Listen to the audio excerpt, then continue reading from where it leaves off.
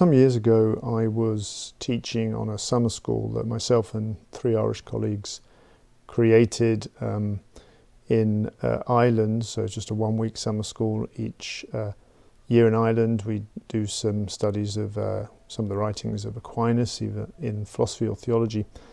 And we were doing this year some of the writings of St. Thomas in Christology. Actually, we were reading from the compendium.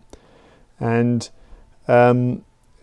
during that time, one of the students who came on was a Dominican friar, or Dominican brother, and his name was Brother Phil. And Brother Phil was ordained a couple of years ago, maybe even less than 2 years ago, to the priesthood. And when he was ordained, it actually made the front covers of the newspapers in Ireland and also in Britain.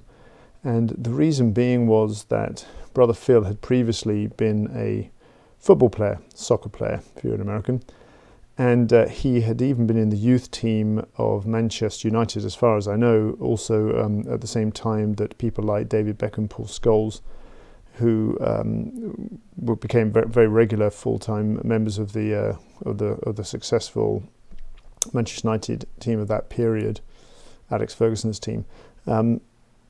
Phil Morine, he was in that youth team, but actually he then moved on and played for Norwich and played for Cardiff, if I remember correctly, and also represented Northern Ireland, I think more than 50 times.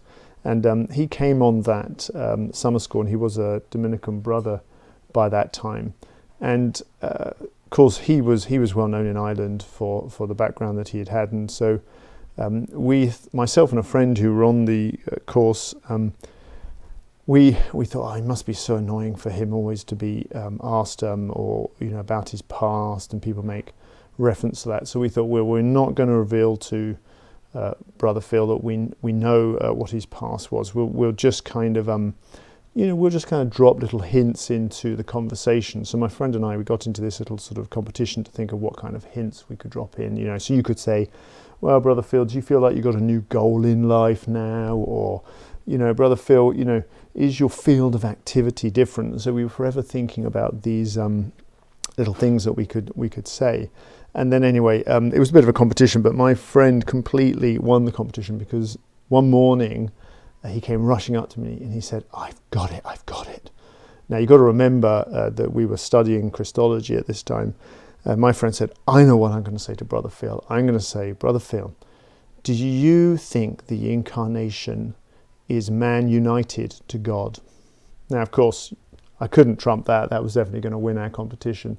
But it always stuck with me, not least because it's funny, but because it's just the truth of the matter. When we study Christology, we are considering man united to God. And in two ways, we're considering the actual hypostatic union, the actual outcome of the incarnation, is that we have an individual who is both God and man, and you can't think of a more profound man united to God than that. But also the second part of the study of Christology is so-called soteriology. And in soteriology, we're interested in how, on account of the incarnation, it comes to be that mankind as such can be reunited to God. So the man united to God is, you might say, the metaphysics of the incarnation, first of all, and then how the saving mission of Christ is ordered towards this reunion of man with God.